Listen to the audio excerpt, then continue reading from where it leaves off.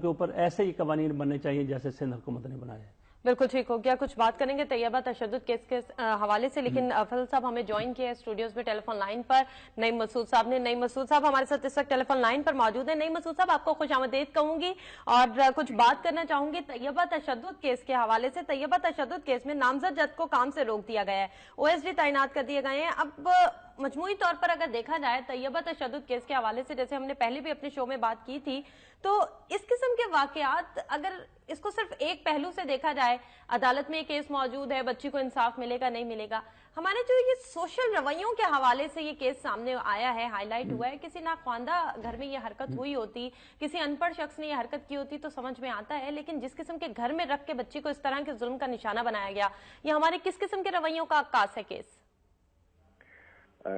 دیکھیے عرفانہ، عرض یہ ہے کہ ہماری بدقسمتی، ہمارا نوحہ اور مرثیہ یہ ہے کہ ہمارا اشرافیہ بڑا ظالم ہے۔ جی، جس ملک کا، جس ریاست کا اشرافیہ ظالم ہو، اور میں ہمیشہ کہا کرتا ہوں کہ وہ اشرافیہ جرنیلی ہو، وہ ججز اشرافیہ ہو، وہ سیاسی اشرافیہ ہو، وہ بیوروکریٹک اشرافیہ ہو، بالکل ٹھیک ہے، جتنی انسانی حقوق کی پامالی ان کے ہاں ہے، میں یہ نہیں کہتا کہ اداروں کی سطح پہ، ان کے گھروں کی بات کرتا ہوں، ان کی ڈومیسٹک کی بات کرتا ہوں، ان کے رویوں کی بات کرتا ہوں۔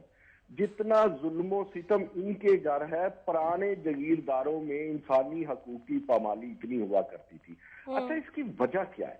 اس کی وجہ یہ ہے کہ اول تو پاکستان میں ایسے قانون کو رواج ہی نہیں بخشا جاتا جس میں انسانیت یا انسانی حقوق کی قدر ہو۔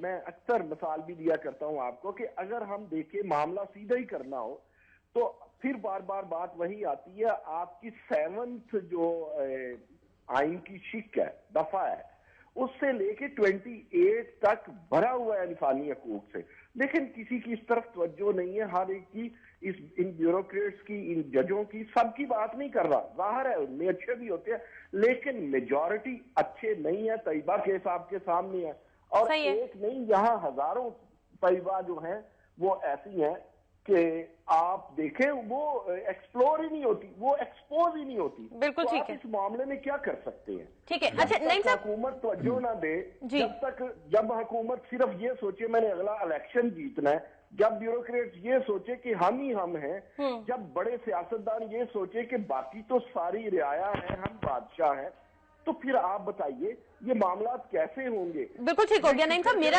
میرا سوال آپ سے یہ قطع کلامی کی معذرت، میرا سوال آپ سے یہ ہے کہ ہم جب بات کرتے ہیں، ہمیشہ ہم اپنے فورم سے جب بات کرتے ہیں تو ہم یہی کہتے ہیں کہ تعلیم کو زیادہ سے زیادہ عام کیا جائے، تعلیم دی جائے، شعور دیا جائے، آگہی دی جائے۔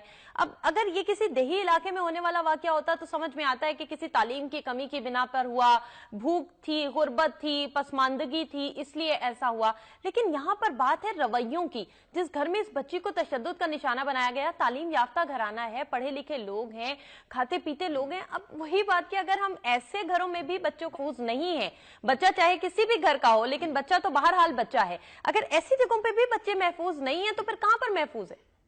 ہاں، آپ نے بہت بڑی بات کر دی، اور وہی نا کہ بات تو سچ ہے مگر بات ہے رسوائی کی کہ عادلوں کے گھر میں عدل نہیں مل رہا، انسانی حقوق نہیں مل رہا، بچوں کا معاملہ، ان کے حقوق نہیں مل رہے، اور یہ لیبر چائلڈ جو ہے اس پہ کوئی غور نہیں کر رہا۔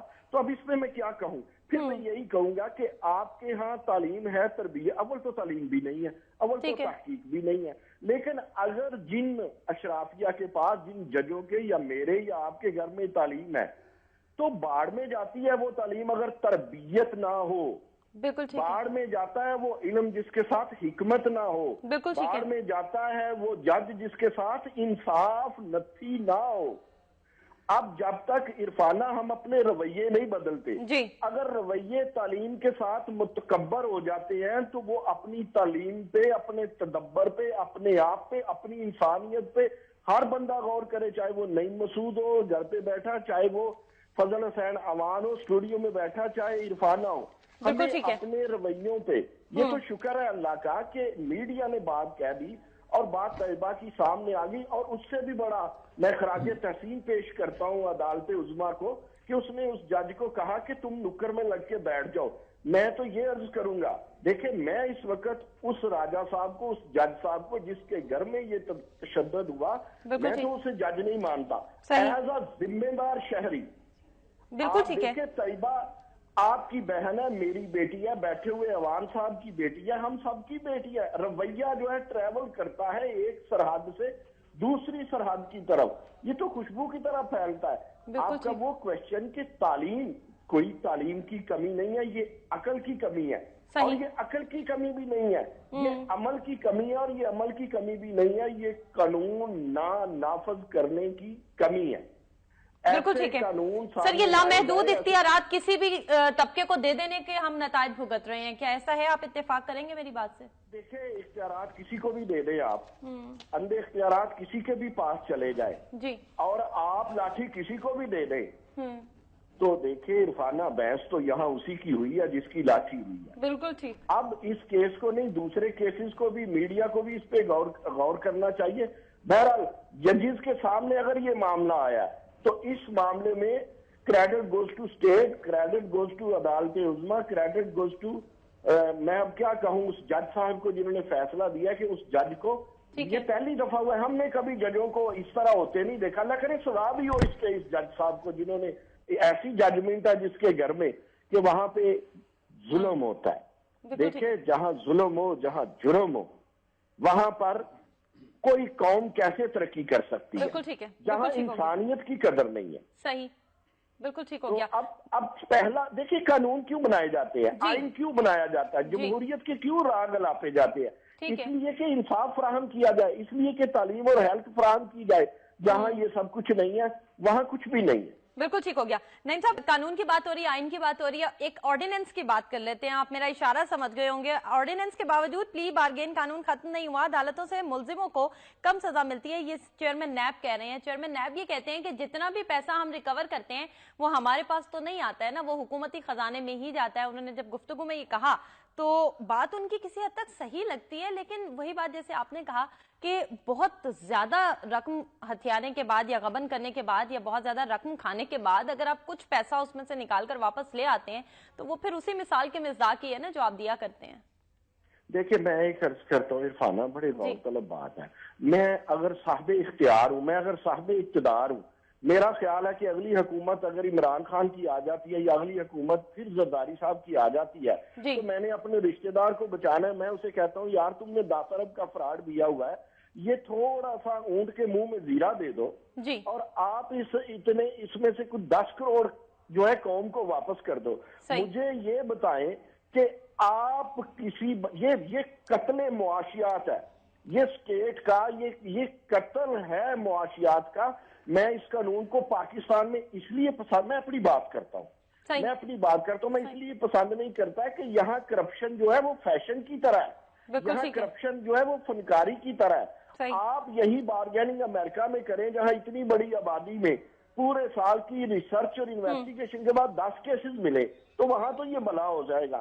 اب یہ ہے کہ آپ لوگ یہ دیکھیں گے کہ اگر یہ پلی بارگیننگ اسی طرح چلتی رہی تو لوگ واپس کرنے کے لیے زیادہ کرپشن کر لیں گے، یار 10% میں نے واپس کرنا ہے لہٰذا 10% کا شورا خزانے کو قوم کو ملک کو زیادہ گونپ دوں، تو دس از ناٹ فیئر ان پاکستان۔ جس ملک میں آپ طیبہ کے کیس کی بات کی آپ نے، جس ملک میں لوگ طیب نہ ہوں اور وہ لوگ جو صاحب اختیار ہو، اور جس ملک میں طیب یا طیبہ کے ساتھ یہ حال ہو، وہاں خزانے کے ساتھ، قانون کے ساتھ، پیسے کے ساتھ، بارگیننگ کے ساتھ کیا ہوگا؟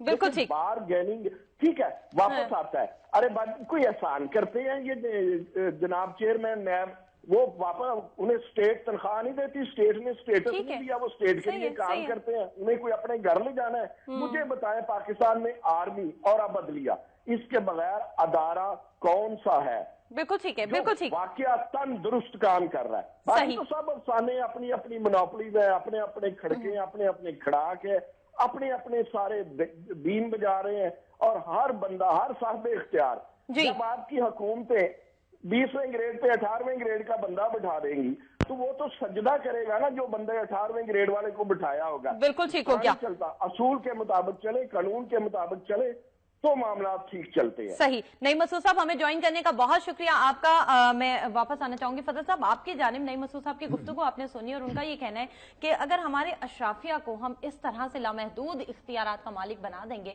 तो फिर तो नतीजा यही होगा। अगर हम अपने सोशल रवैयों की बात करें तो हम ये कहते हैं कि हमारे रवैये इतने तल्ख, इतने खराब क्यों हो गए हैं। इसका मतलब ये है कि कानून ऊपर से ही खराब मिल रहा है हमें, आम आदमी बेचारा है ही तलखियों में।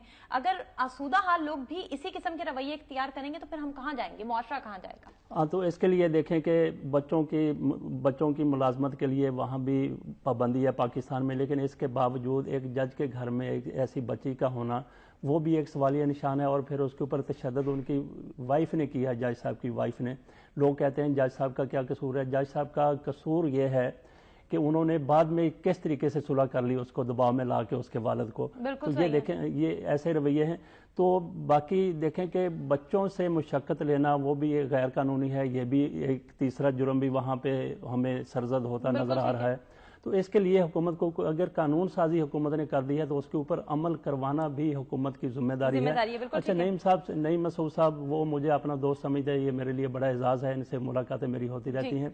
खुद इनका रवैया मुझे जो नज़र आया वो ये है कि इनके ड्राइवर हैं या दूसरे लोग हैं, ये उनको तनख्वाह नहीं देते। अच्छा, नईम मसूद साहब ये करते हैं कि सारे के सारे पैसे तनख्वाह के उनके वालिदैन को भेजते हैं। अच्छा, अपने हाथों से भेजो भाई, और उनका सारा खर्चा ये खुद उठाते हैं और उनको अपने साथ बैठा के खाना खिलाते हैं, सारा कुछ जिस तरीके से नबी पाक सल्लल्लाहु अलैहि वसल्लम ने फरमाया था अपने मुलाजमों के साथ। ये एक मिसाल है नईम मसूद साहब की मेरे सामने, जो मैं देखता हूँ इनको। बिल्कुल ठीक है। अच्छा, तो ऐसे ही रवैये अगर हमारे ब्यूरोक्रेसी में हो जाए, हमारे जजों में हो जाए, जर्नैलों में हो जाए, जो इन बच्चों को मुलाजम रखते हैं, और फिर इन्होंने किसी बच्चे को मुलाजम नहीं रखा हुआ नईम मसूद साहब ने, आप समझेंगे शायद बच्चों वो जो भी ड्राइवर है तो वो मतलब आपकी उजरत है और आपको उसको सही बर वक्त अदा किया जाता है। बिल्कुल। अच्छा, तो बाकी ये देखें कि मुआशरे का जो मैं समझता हूँ कि वो जो रुझान है वो अच्छे लोगों की, मैं समझता हूँ कि अक्सरियत में है। अच्छा, गो के ऐसे वाक़यात बड़े कम हमारे सामने आते हैं, तशद्दुद के मुलाजमीन के ऊपर, बच्चों के ऊपर बहुत कम आते हैं, लेकिन ज़्यादा से ज़्यादा भी होंगे, लेकिन अच्छे लोगों की तादाद अब भी ज़्यादा है जो ऐसे बच्चों का ख्याल रखते हैं, अपने मुलाजमों का ख्याल रखते हैं। तो बहरहाल जो कवानीन हुकूमत ने बना दिए हैं उनके ऊपर अमल की बड़ी जरूरत है। बिल्कुल ठीक है, बिल्कुल ठीक है। बहुत शुक्रिया प्रोग्राम में तशरीफ लाने का फजल साहब। नज़ीन, हमें टेलीफोन लाइन पर ज्वाइन किया नईम मसूद साहब ने, हमारे साथ स्टूडियोज में मौजूद थे फजल हुसैन अवान साहब। मैं आप दोनों की शुक्रगुजार हूँ। और यहाँ पर सोचने का अमर यही है कि अगर हम तालीम हासिल करने की बात करते हैं, हम बाशऊर होने की बात करते हैं, तो क्या हम तालीम हासिल करके उसे जाया तो नहीं कर रहे हैं? क्या हम शऊर के नाम पे बेशऊरी और लादीनियत को फरोग तो नहीं दे रहे हैं? जरूरत इस अमर की है कि हम जो तालीम हासिल करें वो सिर्फ तालीम बराए तालीम ना हो, बल्कि तालीम बराए इल्म होनी चाहिए। और इल्म वही होता है जिसके साथ हम अपने अमल को परवान चढ़ाते हैं। इरफाना सईद को दीजिए इजाजत, अल्लाह ने खेबान।